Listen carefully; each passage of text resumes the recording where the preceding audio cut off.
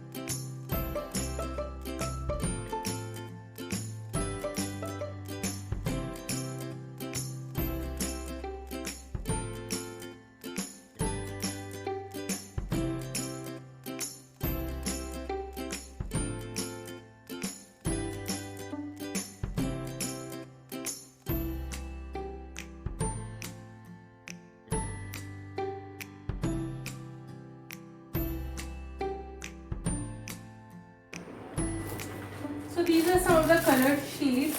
I prefer even foam sheets which are wasted. So I'm going to stick this on.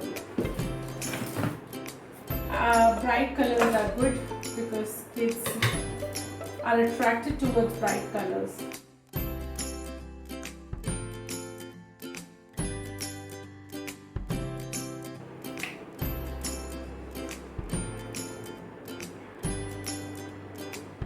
Now you need a glue to stick it, or if you have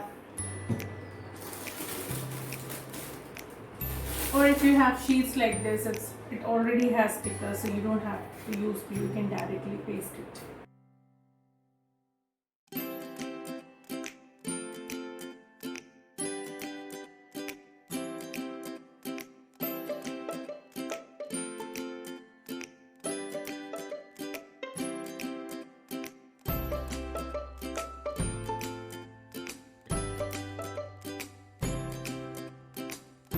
For this, because I have to cut inside again.